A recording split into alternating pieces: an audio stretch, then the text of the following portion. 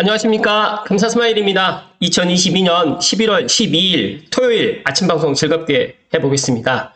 오늘의 한 줄 명언은 가치를 높이는 법. 신발을 정리하는 일을 맡았다면 세상에서 신발 정리를 가장 잘하는 사람이 되라. 그러면 세상은 당신을 신발 정리만 하는 심부름꾼으로 놔두지 않을 것이다. 일본의 한규 철도 설립자인 고바야시 이치조님께서 이야기하셨습니다. 핵심적인 내용은 작은 일에 최선을 다하는 사람이 큰 일에도 최선을 다할 수가 있고 자기 자신의 가치를 높일 수 있는 방법 중에 하나다라는 말씀을 오늘 아침에 기쁜 마음으로 이야기를 드리고요. 감자스마일 TV를 애청하신 분들 꼭 본인의 가치를 높일 수 있는 그런 사람들이 되었으면 좋겠습니다. 오늘 방송에 앞서가지고 제가 어제 히든싱어 왕중왕 편을 봤습니다. 시즌 7의 히든싱어 제가 거의 본방사수를 많이 했었는데 어제 왕중왕전은 정말 압권이었습니다. 그래서 혹시라도 못 보신 분들은 뭐 티빙이라든지 기타 또 JTBC에 아마 재방송으로 볼 수 있는 시간이 아마 주말에 있을 거니까 꼭 히든싱어 왕중왕전 제가 다 뭐 자세하게 이야기를 드리고 싶은데 아무튼 너무 좋았다라는 그런 이야기를 오늘 아침에 드리고요. 오늘 방송 시작하겠습니다. 정말 저는 이분 진짜 정말 찐팬이라는 이분, 김민종 씨의 찐팬분 참 대단한 것 같습니다. 감자스마일도 저희 찐팬분들이 일부 있으신데, 제가 찐팬의 마음을 저도 이제 어떤 분을 갖다 정말 좋아하고 그랬을 때 그런 마음이, 이성 간의 그런 감정이 아니라 정말 그런, 동성 간에도 이런 감정이 느낄 수가 있구나, 라는 생각을 어제 또 가졌습니다. 다시 한번 저희 감사스마일TV 애청자분 그리고 또 찐팬분들께 진심으로 감사한다는 말씀을 방송을 빌어서 이야기를 드리고요. 오늘 방송 기쁘게 시작해 보겠습니다. 오늘 방송 드릴 주제는 제가 그제죠. 고양시가 조정 대상 지역에서 비규제 지역으로 이제 해제가 됐는데 이 관련해 가지고 해제된 이후에 어제도 저에게 전화가 정말 많이 왔고 그제도 전화가 많이 왔는데 이거 관련해 가지고 전반적인 조정 대상 지역과 비규제 지역이 되게 되면 어떤 것들이 좀 달라지는지 제가 한 장으로 한번 요약을 해봤는데 뭐 다소 또 잘못된 부분도 없지 않아 있을 거니까 만약에 제 방송을 보시고 조금 다른 부분들 같은 경우에는 특히 세금 부분 같은 경우에는 전문 세무사님께 꼭 상담을 받으시라는 말씀 드리고 오늘 기쁘게 한번 시작해 보겠습니다. 방송 시청하시기 전에 좋아요, 구독 부탁드립니다.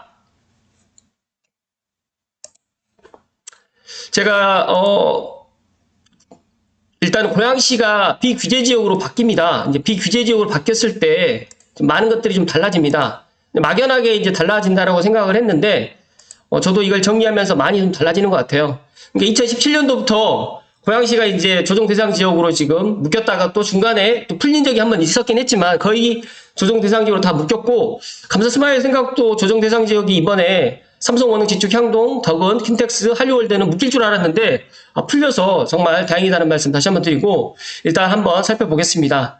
취득세 같은 경우에는 조정 대상 지역이랑 별 차이가 없는데 비규제 지역 같은 경우에는 2주택까지는 일반 세율로 들어가고 3주택부터 8%, 4주택부터는 이제 12%입니다. 그래서 조정 대상 지역보다 취득세 부담도 좀 덜하고요. 여기 자금 조달 계획서 같은 경우에도 6억 이하에만 이제 주택은 없습니다. 자금 조달 계획서 같은 경우에도 그것도 참고하시면 좋을 듯 하고요. 종부세 같은 경우에는 지금 조정지역 플러스 비규제 지역 같은 경우에는 0.6에서 2.2%까지 쭉 되어 있는데 이제 2주택하고 이제 비규제 지역 3주택부터는 이제 중과가 됩니다. 이런 부분들 참고하시면 좋을 듯 하고 그다음에 종부세는 6월 1일 기준 그러니까 지난 6월 1일 기준으로 해서 규제 지역 여부기 때문에 아마 이건 큰 변동사항이 없을 것 같고 다만 내년부터는 주택수 상관없이 공시가격이 같으면 1주택자도 다주택자 종부세율과 동일하게 될 것 같다라고 지금 이야기를 하고 추가적으로 제가 보유세 부담을 갖다 더 줄일 것 같습니다. 아마 공시가가 현실화로 해서 추가 보완을 할 것 같은데 11월 중에 그러니까 이달 중에 확정안을 발표할 것 같다고 하니까 이때 제가 좀 만약에 확정안 발표되게 되면 제가 다시 한번 이야기를 드릴 수 있도록 하겠습니다. 그리고 일시적 2주택 관련해가지고 이제 많은 분들이 물어봐요. 이제 고양시가 조정 대상 지역이 묶였을 때하고 이제 지금 또 풀렸을 때 보유를 해야 되냐, 거주를 해야 되냐. 그러니까 보유는 다 해야 되는데 거주를 해야 되느냐, 말아야 되느냐 이런 부분에 있어서 정말 많은 분들이 또 물어보셔가지고 제가 표를 갖다 한 장으로 준비를 했습니다. 여기 보시게 되면 취득 당시에 조정지역이 아니었을 경우에는 양도 당시도 조정지역이 아닐 경우에는 그냥 2년 보유만 하면 되는 건데 고양시를 예를 들게 되면 취득 당시에 조정지역이 있지 않습니까? 양도 당시에는 조정지역이 아니면 2년 보유, 2년 거주를 해야 됩니다. 이런 부분에 있어서 많이 헷갈리실 텐데 만약에 그렇다고 하면 이제 화정이라든지 행신 쪽에 계셨던 분들이 조정지역이 아니었었어요. 그때 당시에 내가 취득 당시에. 그런데 이번에 이제 조정지역이 풀렸다라고 하면 2년 보유만 하면 비과세 요건이 된다라는 말씀 드리고요.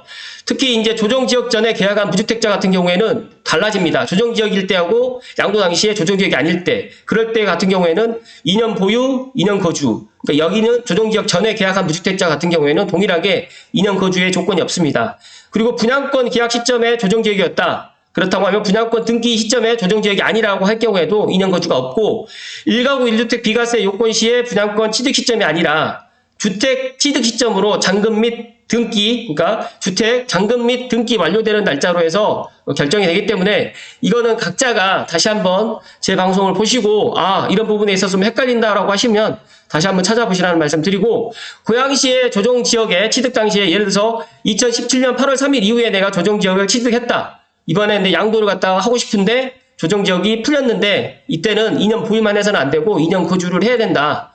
라는 말씀 드리고, 다만 이제 다주택자 중간은 없어진다는 말씀을 드립니다. 이해되셨죠? 네. 아무튼 좀 많이 좀 달라집니다. 그리고 양도세 거주기간은 방금 전에 이야기를 해드렸으니까 일시적 2주택이라든지 참고하시면 될 것 같고, 양도세 중과 부분은 내년 5월 9일까지 유예인데 비과세 지역으로 했기 때문에 바뀌었기 때문에 아마 양도세 중과는 사라지고요. 일반 세율이 6에서 45%로 적용됩니다. 여기서 한 가지 빠뜨렸는데, 만약에 내가 보유를 못했다라고 하면, 거주를 못했다고 하면, 보유가 아니라 거주를 못했으면 상생 임대주택을 활용해서 비과세를 받는 방법이 있다. 그런데 이제 12월 달에 정부에서 주택임대사업자를 갖다가 조금 이제 보완을 해서 대책을 내놓을 것 같습니다. 그렇기 때문에 저는 아마 그 대책을 보고 판단을 하셔도 늦지는 않을 것 같다는 말씀 드리고요. 장기보유 특별공제 같은 경우에는 다주택자 같은 경우도 6에서 30%가 공제가 됩니다. 그러니까 비규제 지역 같은 경우에. 그러니까 고양시에 다주택자분들 같은 경우도 공제가 가능해졌다는 말씀 드리고요. 신규 취등록 임대주택 혜택은 전에는 이제 혜택이 없었는데, 이제 신규 취등록의 임대주택 같은 경우에도 비규제 지역으로 이제 변화됐기 때문에 다음 주 월요일 14일부터 이것도 혜택이 있다. 양도세도 일반과세가 되고 종부세는 비합산이 된다. 그리고 이제 LTV 같은 경우에는 2주택 이상 보유 세대는 불가했는데 이제 조정지역에서 비규제 지역으로 풀리는 바람에 최대 70%까지 LTV가 상향됐고, 주택을 참고로 LTV가 뭐냐면 주택을 담보로 돈을 빌릴 때 인정되는 자산가치의 비율입니다. 예를 들어서 10억짜리 주택이 있다라고 하면 7억까지는 LTV가 그냥 된다는 거죠. 이렇게 보시면 될 것 같고, DTI도 50에서 60으로 증가했습니다. 그런데 제가 어제도 방송에서 이야기 드렸지만 LTV, DTI도 물론 중요하지만 이거는 DSR도 약간 선택적으로 탄력적으로 조정을 해야지만 중산층 및 서민들이 주택담보대출을 용이하게 받지 않을까 그렇게 말씀드리고요.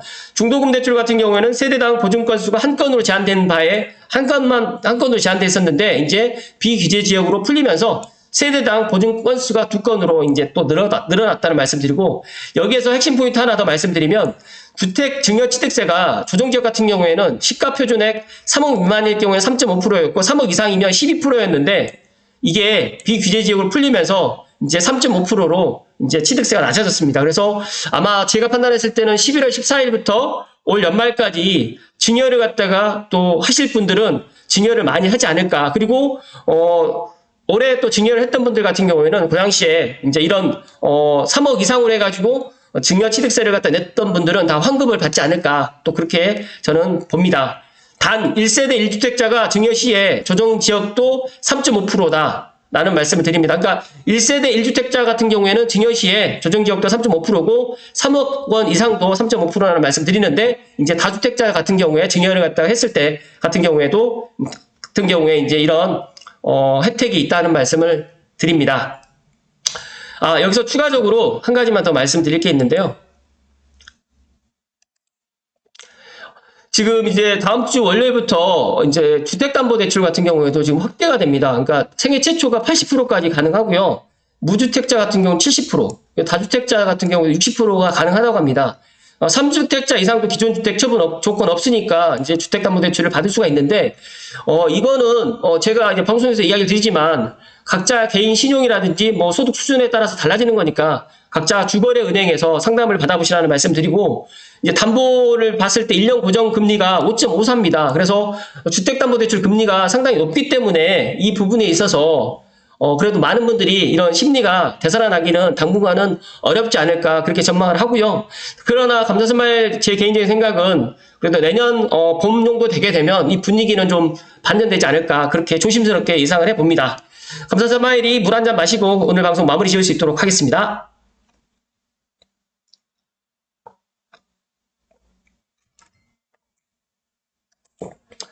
앞서서 이야기 드렸던 공동주택 공시가격 현실화 수정계획안이 지금 이제 올해 나올 것 같은데, 이거를 정말 뭐 제가 미리 말씀드리고 싶지만 아직까지 확정된 게 아니니까 이달 중에 공시가격 현실화가 확정된다라고 하면 아마 지금보다는 조금 더 보유세라든지 재산세가 부담이 좀 줄을 것 같다라는 말씀을 다시 한번 드리고요.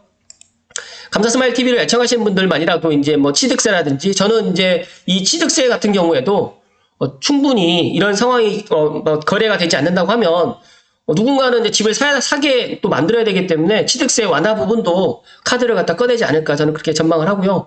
이런 종부세라든지 뭐 일시적 이주택 이런 부분이라든지 양도세 이런 중과 부분 같은 경우도 많이 지금 이제 해제가 됐기 때문에 이제 만약에 다주택자 분들이라든지 아니면 현금이 있는 사람들 같은 경우는 지금 시기에 또 주택을 또 매수할 수 있는 타이밍을 갖다가 좀 잡지 않을까.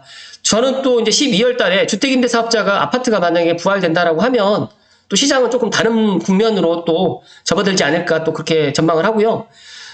최근에 정말 저에게 지금 전세를 갖다 문의하시는 분들이라든지 매수 문의가 거의 없습니다.